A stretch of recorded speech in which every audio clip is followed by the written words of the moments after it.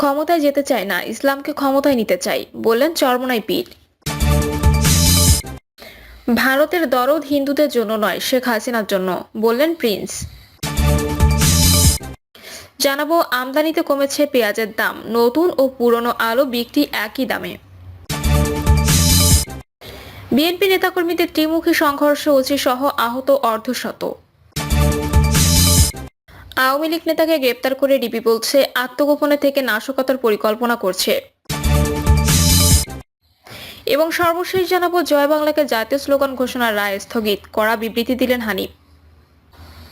শুনছিলেন সংবাদ শিরোনাম, এবারে বিস্তারিত। ক্ষমতায় যেতে চাই না, ইসলামকে ক্ষমতায় নিতে চাই, বললেন চরমোনাই পীর।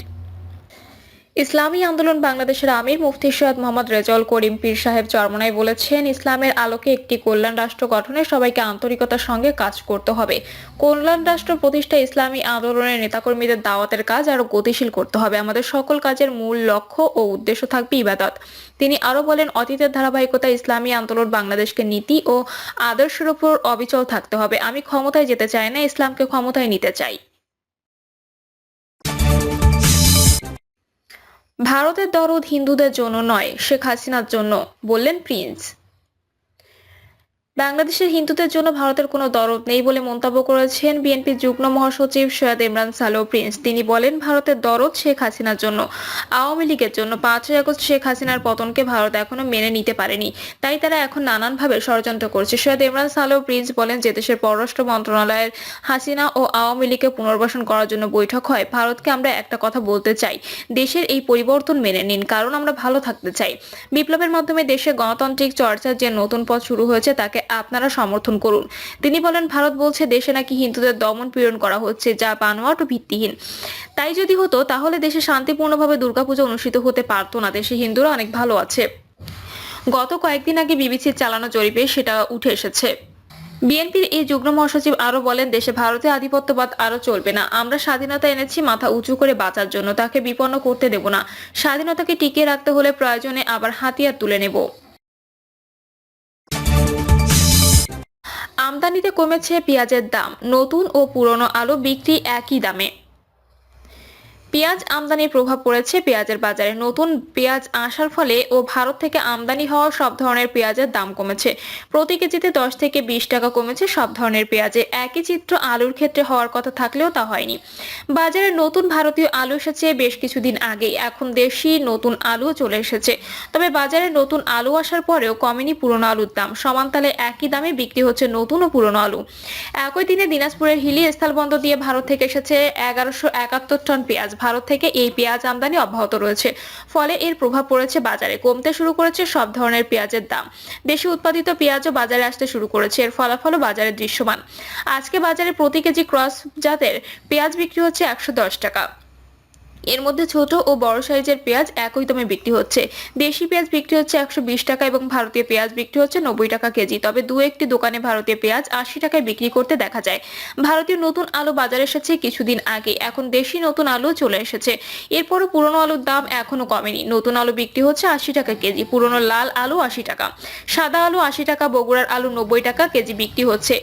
এক্ষেত্রে শুক্রবারের তুলনায় নতুন আলুর দাম কেজিতে কমেছে 20 টাকা, তবে পুরনো সব ধরনের আলুর দাম রয়েছে অপরিবর্তিত। বিক্রেতা মোহাম্মদ লিটন বলেন, ভারত থেকে অনেক পেঁয়াজ আসছে, তাই দাম কমেছে। আবার দেশি পেঁয়াজও আসতে শুরু করেছে, দাম আরো কমে যাবে। নতুন আলুর দাম কমেছে অথচ পুরনো আলুর দাম এখনো কমেনি কেন? তিনি বলেন, পুরনো আলু এখনো মানুষ কিনছে, আবার অনেক চাষি চাষ করার জন্য পুরনো আলু কিনে নিচ্ছেন, তাই দাম কমছে না। আরেক বিক্রেতা শরীফ বলেন, পুরনো আলু দিয়ে যেভাবে কাজ করা যায় সেটি নতুন আলু দিয়ে করা যায় না। পুরনো আলুর মতো পরিপক্ক হতে নতুন আলুর আরো 2-3 মাস সময় লাগবে। তাই হোটেলগুলো এখন পুরনো আলু ব্যবহার করে, চাহিদা থাকায় এটার দাম কমছে না। এদিকে বাজার করতে আসা মাহফুজুর রহমান বলেন, পেঁয়াজের দাম কমেছে ভালো, তবে আরো কমা উচিত। আলু যে আমরা 80 টাকায় কিনি এটি মানা যায় না, কিছু তো করার নাই, বাধ্য হয়ে কিনছি। ক্রেতা শারমিন বলেন, নতুন আর পুরনো আলুর দাম একই, এটা কিভাবে হয়? এরকম তো হয় না। এবার আলু বেশি দামে কিনে খেতে হলো। এখন যেহেতু দুই আলুর দাম একই, তাই নতুন আলু নিচ্ছি, এটাই ভালো। পুরনো আলু এখন দ্রুত নষ্ট হয়, আবার গাছ হয়ে যায়। বিএনপি নেতাকর্মীদের ত্রিমুখী সংঘর্ষে ওসি সহ আহত অর্ধশত।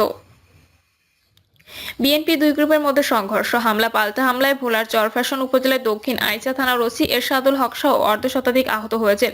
এ ঘটনায় গুরুতর আহত 20 জনকে উদ্ধার করে চরফ্যাশন উপজেলা স্বাস্থ্য কমপ্লেক্সে ভর্তি করে চিকিৎসা দেওয়া হচ্ছে। বাকিদের প্রাথমিক চিকিৎসা দেওয়া হয়েছে। দক্ষিণ আইচা থানা বিএনপির সম্পাদক মোহাম্মদ ফারুক মাস্টার দাবি করেন, সন্ধ্যার পর করিমপাড়া এলাকায় বিএনপির আঞ্চলিক কার্যালয় উদ্বোধন করার উদ্দেশ্যে বিএনপির অঙ্গ সংগঠনের নেতৃবৃন্দ ও কর্মীরা বাজারে বিএনপির প্রধান অফিসে জড়ো হতে শুরু করেন। এ সময় বিএনপির অপর গ্রুপের নেতাকর্মীরা যুবলীগ, ছাত্রলীগ, শ্রমিক লীগের কিছু সন্ত্রাসী নিয়ে আমাদের নেতাকর্মীদের উপর মরিচের গুঁড়া মেরে অতর্কিত হামলা চালায়। এতে বিএনপির সাবেক এমপি নাজিম উদ্দিন আলম গ্রুপে কমপক্ষে 30 নেতাকর্মী আহত হন। তিনি আরও দাবি করেন, আলম নয়ন গ্রুপের পাল্টাপাল্টি হামলার পরই আবারও নয়ন গ্রুপের মধ্যে দুই গ্রুপে বিভক্ত হয়। তাদের দুই গ্রুপের মধ্যেও হামলার ঘটনা ঘটেছে। এ সময় দক্ষিণ আইচা থানা পুলিশ নীরব ভূমিকা পালন করেছে। আমরা মামলা করতে গেলে মামলা নেয়নি ওসি এরশাদুল হক। অপর গ্রুপের নেতৃত্বে থাকা কেন্দ্রীয় যুবদল নেতা নুরুল ইসলাম নয়নের পক্ষে নেতৃবৃন্দরা দাবি করেন, আমরা নুরুল ইসলাম নয়নের পক্ষে মিছিল দেওয়ার জন্য দক্ষিণ আইচা থানা থেকে অনুমোদন নিয়েছি। আমাদের লোক কাউকে হামলা করেনি, উল্টো আমাদের উপর হামলা চালিয়েছে। এতে আমাদের প্রায় 28 নেতাকর্মী আহত হয়েছেন। আমাদের নেতা নুরুল ইসলাম নয়ন সাহেব বিএনপিতে কোনো অনুপ্রবেশকারীকে জায়গা দেন না। আমাদের দলে কোনো গ্রুপিং নেই। দক্ষিণ আইচা থানার এসআই খালেক জানান, হামলার ঘটনার সময় থানা পুলিশ নিয়ন্ত্রণ করতে চেষ্টা করেছে। এতে ওসি নিজেও আহত হয়েছেন। তিনি এখন হাসপাতালে ভর্তি হয়েছেন। বর্তমানে পরিস্থিতি নিয়ন্ত্রণে, তদন্ত সাপেক্ষে আইনি পদক্ষেপ নেওয়া হবে। আওয়ামী লীগ নেতা গ্রেপ্তার করে ডিবি বলছে আত্মগোপনে থেকে নাশকতার পরিকল্পনা করছে। যশোর শহর আওয়ামী লীগের সাধারণ সম্পাদক মাহমুদ হাসান বিপুকে গ্রেপ্তার করেছে গোয়েন্দা পুলিশ। দুপুরে যশোর শহরের পুরাতন কসবা চুয়াডাঙ্গা বাসস্ট্যান্ড এলাকা থেকে তাকে গ্রেপ্তার করা হয়। বৈষম্য বিরোধী ছাত্র আন্দোলনের সময় বিভিন্ন স্থাপনায় হামলা সহ নাশকতায় জড়িত থাকার অভিযোগে তাকে গ্রেপ্তার দেখানো হয়েছে। ডিবি পুলিশের ওসি দেবব্রত হরি জানান, দুপুর 1:30টার দিকে ডিবি পুলিশের একটি টিম গোপন সংবাদের ভিত্তিতে শহরের চুয়াডাঙ্গা বাসস্ট্যান্ড এলাকা অভিযান চালায়। সেখান থেকে বিপুকে গ্রেপ্তার করা হয়। তার বিরুদ্ধে বৈষম্য বিরোধী ছাত্র আন্দোলনের সময় বিভিন্ন স্থাপনায় হামলা সহ নাশকতায় জড়িত থাকার অভিযোগ রয়েছে। এছাড়া মাহমুদ হাসান বিপু আত্মগোপনে থেকে বিভিন্ন নাশকতা কর্মকাণ্ডে পরিকল্পনা করছে মর্মে জানানো গিয়েছে।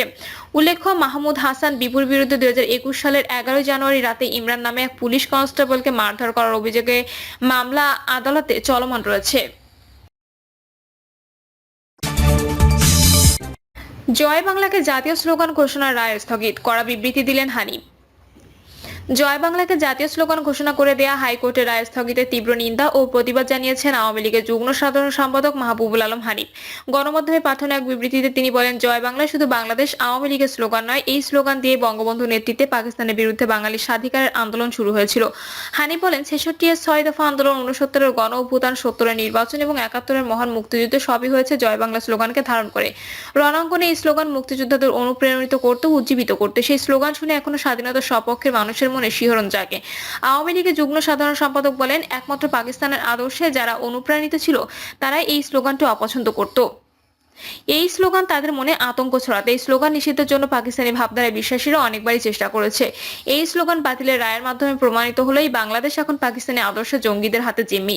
এই বাংলাদেশ এখন আর স্বাধীনতায় বিশ্বাসী কোনো সরকারের হাতে নেই। তিনি বলেন, গত 4 মাসে আমরা লক্ষ্য করেছি এই সরকার জনগণের জানমালের নিরাপত্তা নিশ্চিত করতে কোনো কার্যকর পদক্ষেপ নেয়নি, জনকল্যাণ কোনো কাজ বা আইন করেনি, দেশের উন্নয়নমূলক কোনো কর্মকাণ্ড হাতে নেয়নি, বরং তাদের সমস্ত আগ্রহের কেন্দ্রবিন্দু মুক্তিযুদ্ধের ইতিহাস মুছে ফেলা, স্বাধীনতার ইতিহাসকে মুছে ফেলার দিকে, দেশকে জঙ্গিবাদের আস্তানা বানানোর দিকে। ডক্টর ইউনূস ঘোষিত রিসেট বাটন পুশের মাধ্যমে দেশের মুক্তিযুদ্ধের সমস্ত ইতিহাসকে মুছে ফেলার চেষ্টাটাই দিন দিন আরো স্পষ্ট হচ্ছে। এই রায়ের বিরুদ্ধে বাংলাদেশ আওয়ামী লীগের পক্ষ থেকে তীব্র নিন্দা ও প্রতিবাদ জানায়। প্রসঙ্গত, দুপুরে জয় বাংলাকে জাতীয় স্লোগান ঘোষণা করে হাইকোর্টের দেয়া রায় স্থগিত করেন আপিল বিভাগের পূর্ণাঙ্গ বেঞ্চ। রাষ্ট্রপক্ষের লিভ টু আপিল মঞ্জুর করে এই আদেশ দেন প্রধান বিচারপতি সৈয়দ রেফাত আহমেদ নেতৃত্বাধীন 4 সদস্যের আপিল বিভাগ। এর ফলে আপাতত জয় বাংলা জাতীয় স্লোগান হিসেবে গণ্য হবে না। প্রিয় দর্শক, এই ছিল এখনকার সর্বশেষ সংবাদ। আপডেট সব সংবাদ পেতে চ্যানেলটি সাবস্ক্রাইব করে বেল আইকনটি ক্লিক করে রাখুন।